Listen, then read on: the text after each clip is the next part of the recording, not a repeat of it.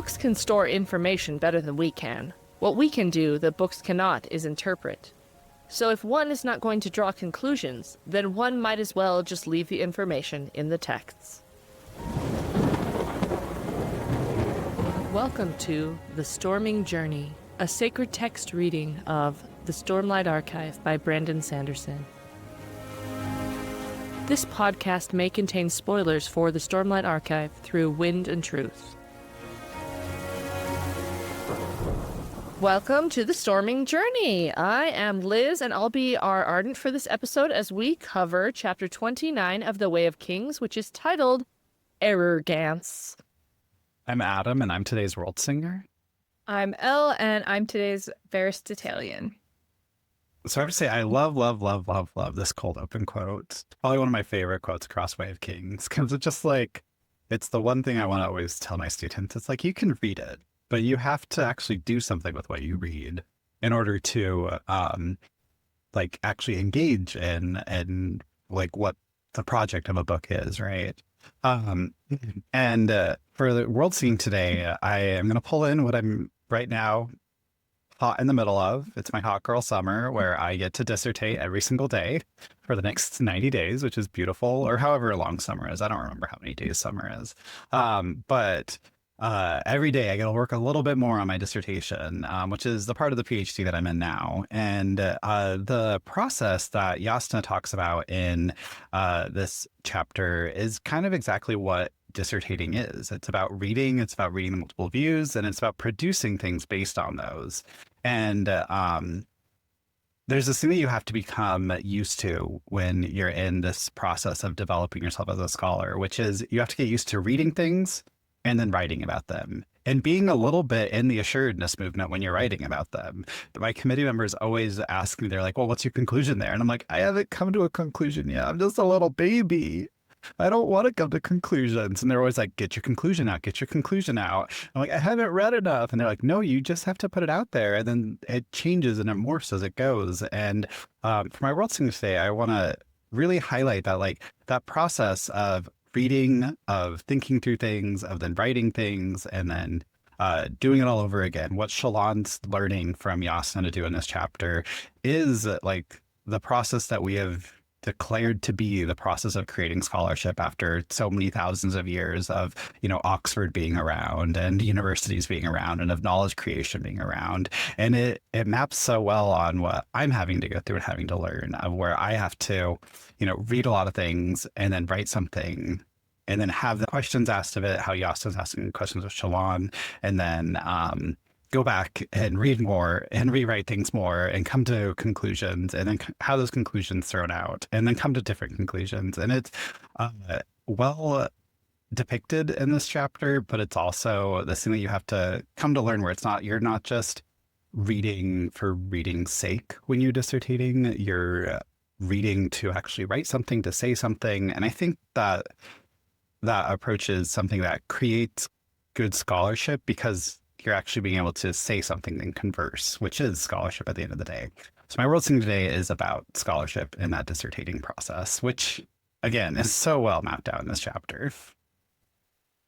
Adam, there are obviously 104 days of summer vacation, and then school comes along just to end it. That I was thinking we got to cut that song into the podcast. I may still do it. That might be copyright infringement.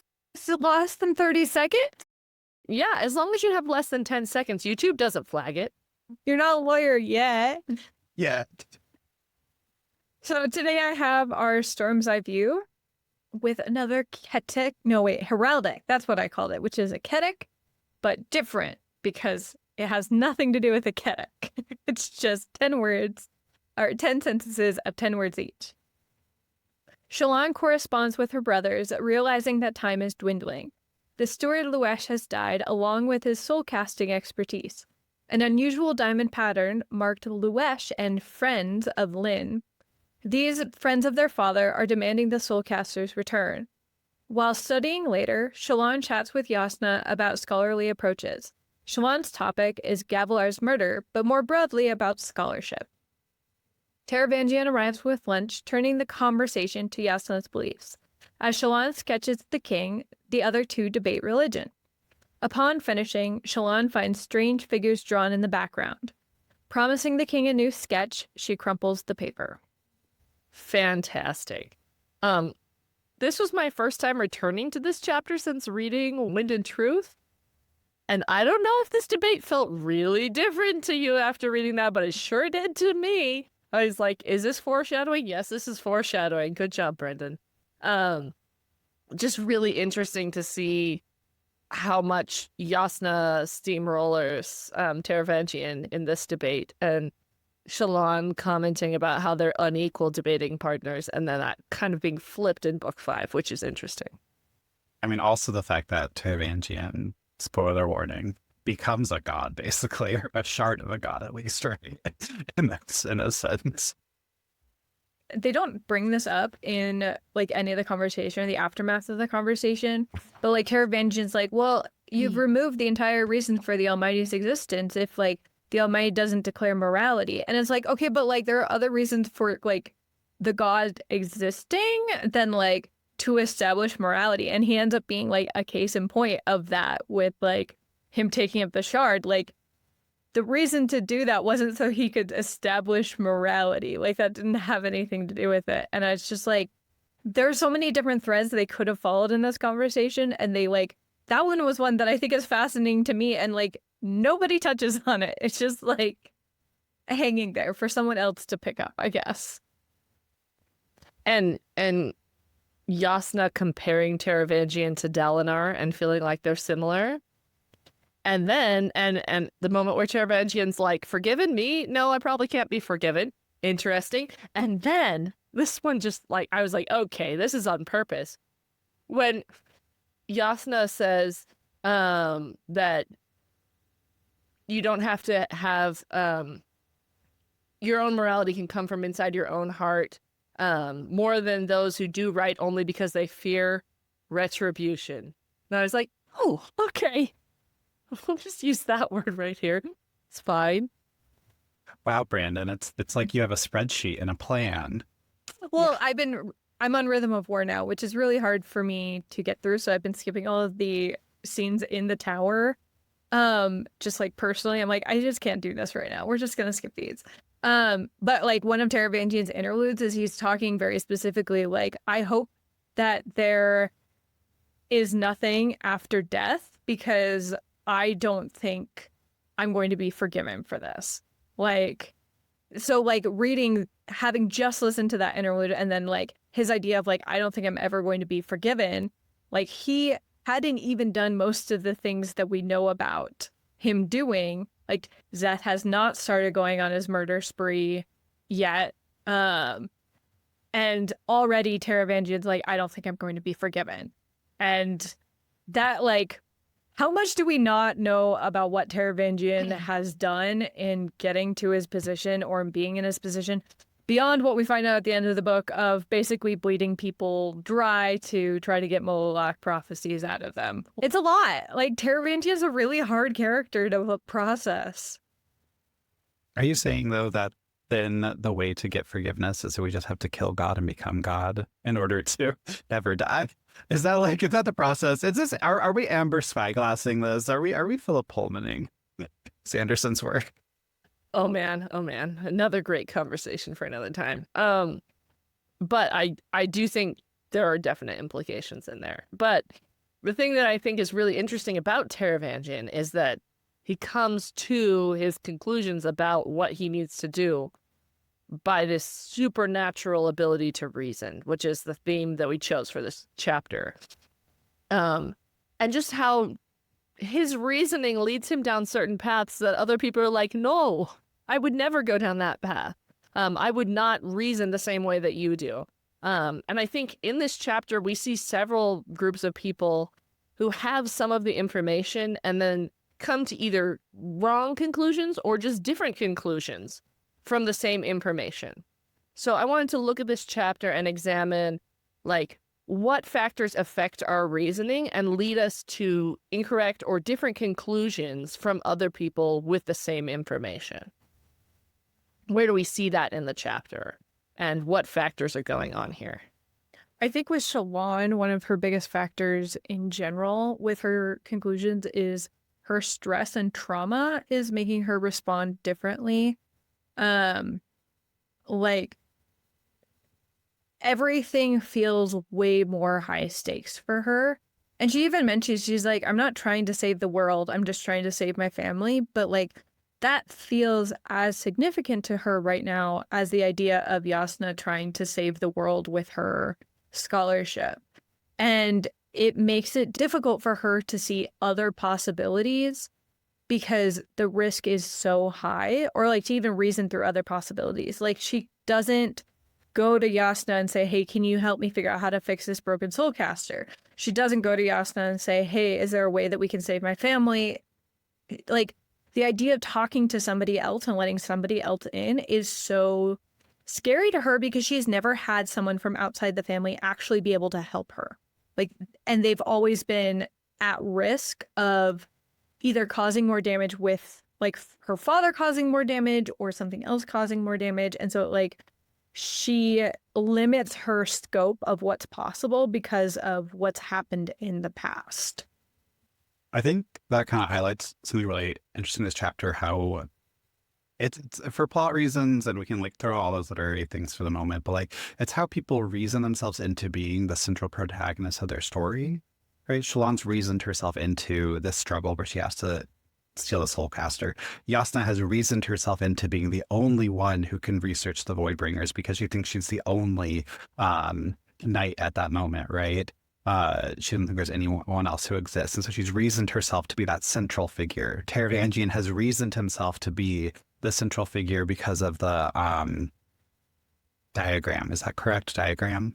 Yeah, the diagram. So many different secret societies. It's the way that like people reason themselves into that being the only thing. And it's interesting because it's like reasoning should give us multiple approaches, right? We shouldn't reason ourselves into a corner. We should reason ourselves out of the corner into other things. And I think this chapter really highlights how people reason themselves into being that central factor of everything, when in fact, you're not the center of the world. And I mean, Yasna's the center of the world, obviously, always, forever, Yasna Queen, should be the center of the Cosmere. But besides that, they've all reasoned themselves into being that central figure of their plot. Which I think we do a lot in our lives, right? We reason ourselves into being that central figure of like, we're the only ones who can fix this. When in fact, there are probably like 5 other people who can help us. I think there's also a lot of reasoning based on our assumptions about how other people would react, right? You already brought up, Elle, that like Shalon's brothers say, like, you can't approach Yasna and ask her about the soulcaster. Like, how would she react to that? She wouldn't help us. So they have assumptions about how Yasna would react to them. But you also see, like, they're manipulating people's assumptions about Jushu's gambling habit in order to allow them to, like, continue functioning as a house. Like, everybody's just assuming he's selling to fund his gambling instead of selling to fund the house. And then again, the brothers assume it's difficult for Shalon to be in Kharbranth and doing all the things she's doing, but it's difficult for different reasons. Like, she loves it, and that's why it's so difficult for her to stay on task, is she would rather be doing the things she's actually supposed to be doing. And so these assumptions about who people are lead us to incorrect conclusions, and we have this big assumption later that Shalon makes about Taravangian, that he's not very smart. And we all know he's not very smart. And so it wasn't very fair for you to argue against him. And I shouldn't make jokes because he won't get him. And like, that would be rude. Instead of Yasna, who's like, maybe you would have made him laugh. Like, he seems super stressed out and he probably would have thought it was funny. And so a lot of the time, our assumptions about how other people are internally influences our reasoning about a situation and which course we decide to take, what conclusions we draw. And I think that like that showed up in Oathbringer with Taravangian assuming things about Dalinar. And I mean, honestly, even Odium assuming things about Dalinar and how Dalinar was going to respond in this very, very intense situation that like completely upended everybody's plans and plots because Dalinar didn't behave the way that everybody expected him to. I think that's a really core thing of we make assumptions about how people are going to react and we think we're being reasonable, I think in some situations we do know how people are going to react, or we can make decent assumptions, but it's very, I think that like we sometimes overassume that we are being reasonable, and it is like we have reasonably deducted when it is worth making assumptions based on what we know, and those are not always accurate because we can't like intimately know the mind of every other person that we interact with. I think this highlights so well, like a different reason where it's like there's scholarly reasoning where you're reasoning through a problem and trying to get to a solution. So you raise all these issues. And then there's like reasoning when it comes to like life and different moving factors and patterns, right? And there are two different types of reasoning there. And you can't always do the reasoning scholarly when you're reasoning around people around you or when you're reasoning around your own life. You can't follow that same scholarly approach that like, Jasna gives. And it makes me think about the very end of the chapter when Shallan crumples up the drawing that she was doing of Taravangian because of the cryptids showing up in the background. And it's interesting because she is afraid of this new thing that's appeared, and she doesn't step back to follow the process that Jasna's teaching her of how to reason, of how to figure out a mystery, right? Of how to figure out a solution to a problem that just arose. I mean, and granted, she is responding emotionally, right? It's very surprising. It's very weird if that shows up and you're randomly drawing, right? All of that would be weird, but she hasn't gained that ability yet to pause for a moment and say, okay, let me reason through that, which is interesting to think then through Wind and Truth when they're traveling through the spirit, I have to say spirit world, but the spiritual realm. And how Shallan reacts to very new things there. And she does a little bit more reasoning, right? When she's like trying to figure out who the ghost bloods are and who are following them and things like that. And she uses that reasoning to approach that mystery. Whereas here, she doesn't really use that when it comes to the cryptids. Are you saying cryptids or cryptics? Cryptics. Sorry, not cryptids. In this case, the cryptics are cryptids because she doesn't know what they are. You're not wrong. I'm just. There's so many things in these books. There's actually, I also have on my brain a board game called Twisted Cryptids, which is about finding a Yeti and finding these things in the board games. That's what the most recent cryptid word that I've come across was that rather than cryptics.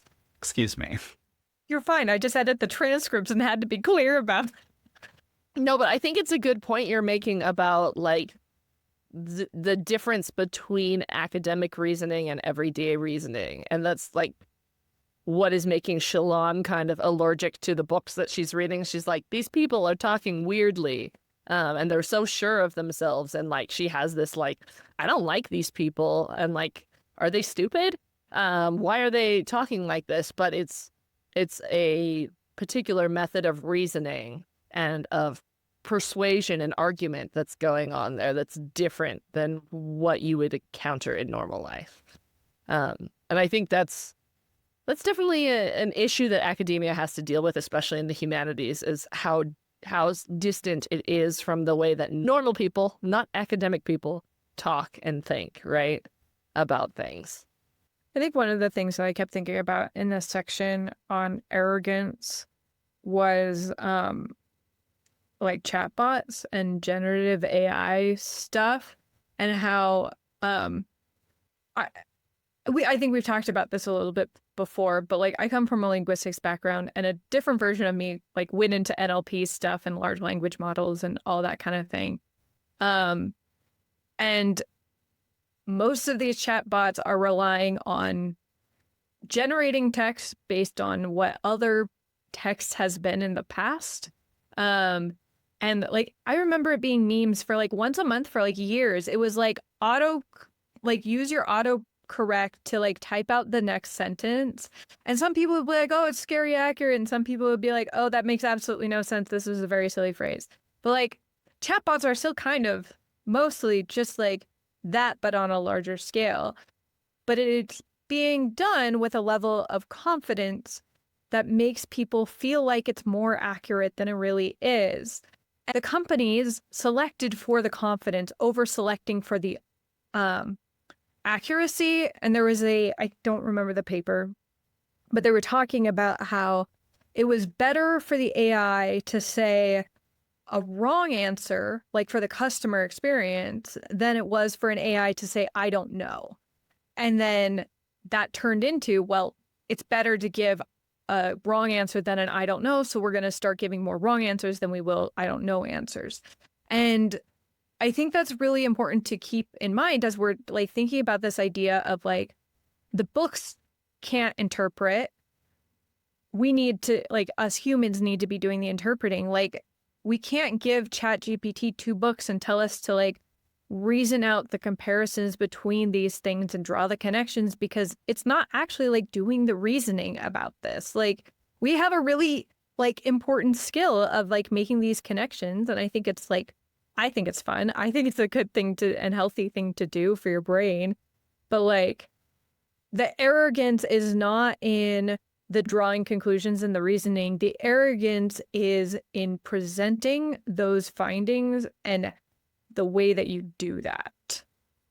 I think another connection there is like the difference between reasoning and persuasion. And we have this at the end of the theological discussion between Yasna and Taravangian. Taravangian says, like, you make your points really well. I don't accept them. Right? So something can be reasonable and yet we can choose not to be persuaded by it. And then Yasna saying, my intention isn't to convert people. And so like she can engage in reasoning and conclusions without the intent to persuade. And so I'm interested also in the difference between reasoning and persuasion, whereas persuasion is kind of closer to what Shallan and her brothers are doing in the beginning, reasoning with a practical consequence, what should we do next? Whereas there's this academic reasoning that's kind of abstracted away from this is what you should do. And I think like it's not quite in the chapter, or I can't quite map it on well into the chapter, but I think like, there's a reasoning, persuading, and arguing, right? Reasoning is like coming to yourself and coming to your conclusions. You're reasoning through them. You're thinking through them. Arguing is you're engaging with those the arrogance movement, right? And you're responding to them. So when Shallan's arguing back to them and saying, I just don't get why they're being so arrogant in their thing, that's arguing, right? Or when Taravangian and Yasna talk through theology, that's arguing with each other. And then persuasion, right, is that added thing of like, now I want you to believe what I am saying.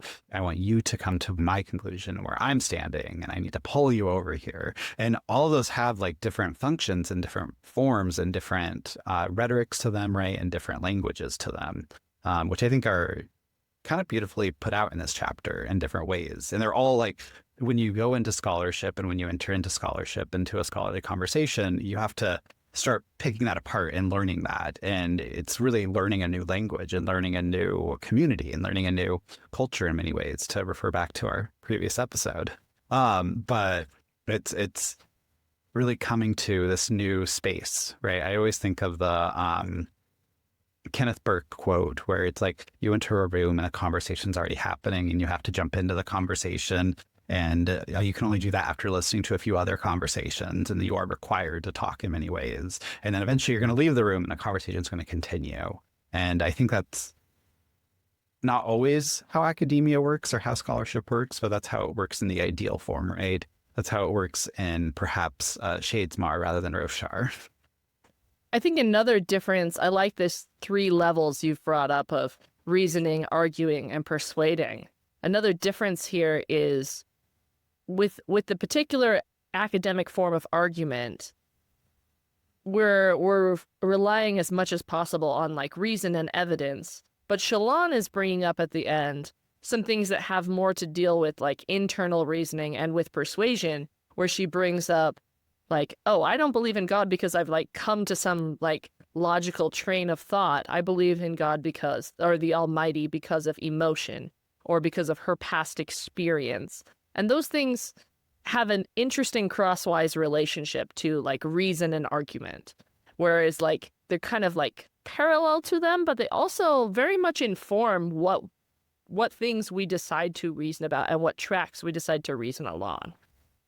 And it makes me wonder like what experiences Yasna went through in her childhood, which we don't know much about, that caused her to reason in this particular direction, and Shallan's experiences caused her to reason in a different direction with regards to theology. We talk a lot like about to some extent, like Mormonism is very flexible in terms of like what you believe, like on a person-to-person basis, what you believe. And Liz, you were recently interviewed for a different episode of a podcast, and you were kind of talking about how like the temple recommend questions for Mormons are like very limited in terms of like beliefs and actions.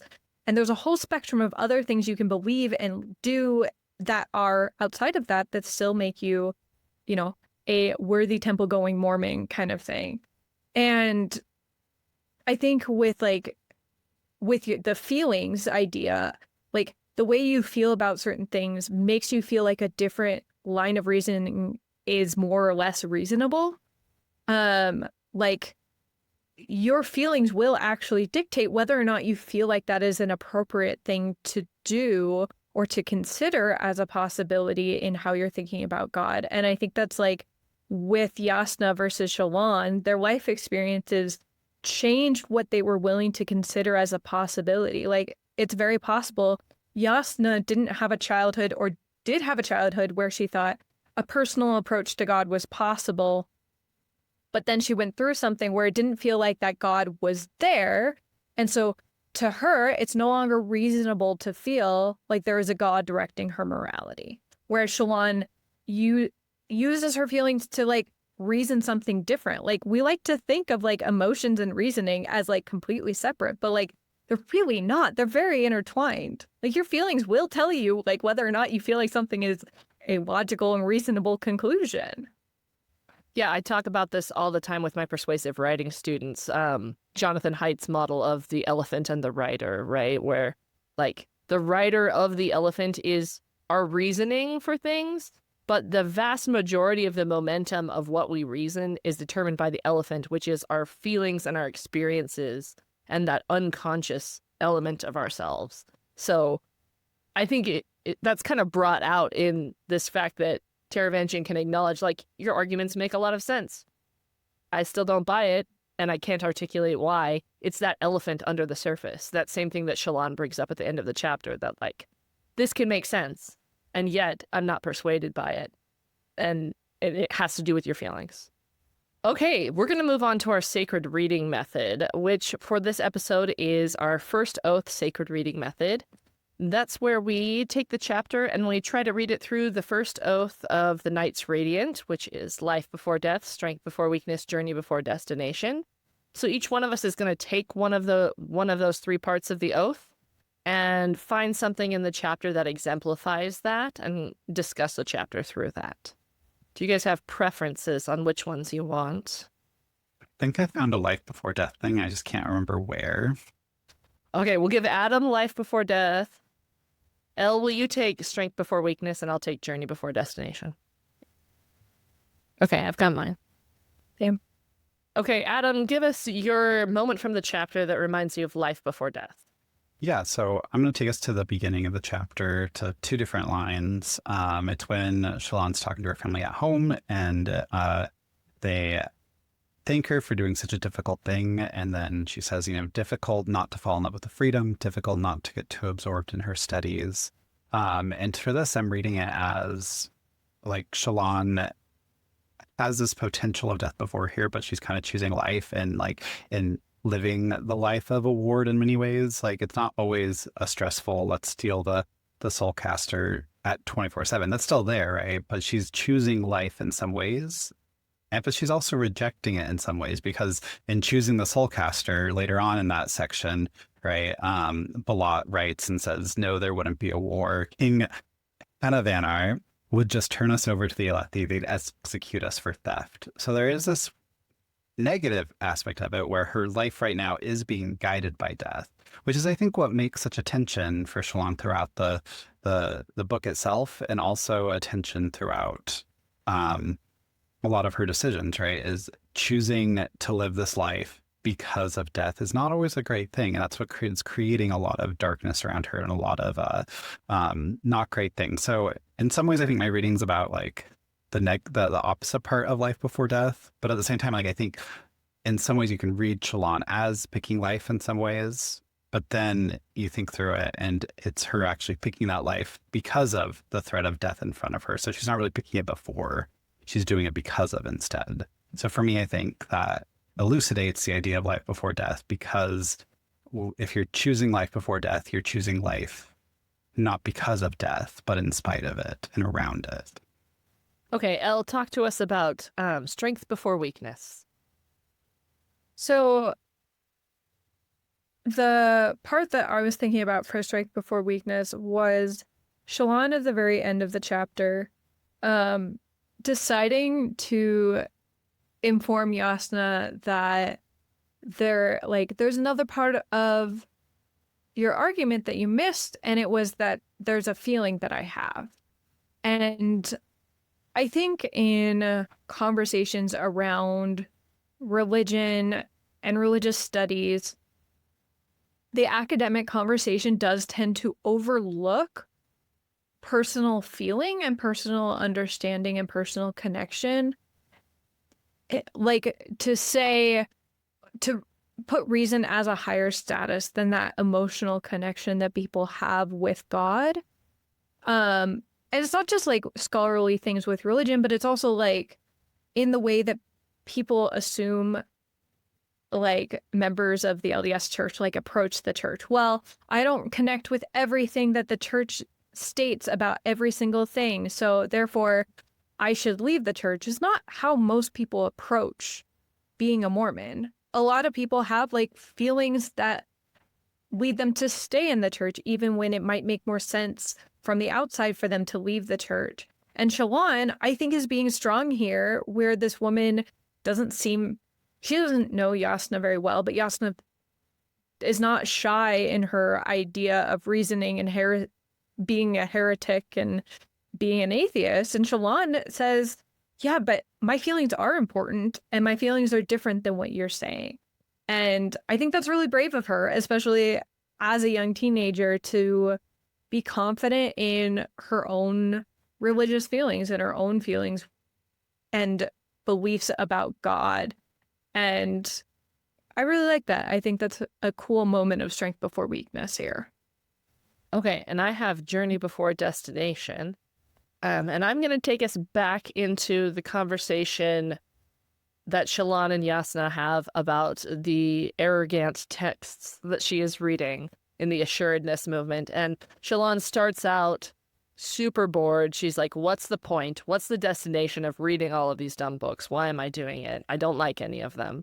And then she has this conversation with Yasna and comes to appreciate like the process of reading these books and coming to interpret them. And she said, like, presented that way, it made her somehow want to dig back into her studies. That it's scholarship as Yasna presents it is not just like rote learning of facts and busy work. It's this process of engaging with ideas and coming to participate in that process, and not the goal of arriving at any particular destination of like knowing things. It's a process, a journey, and not a destination.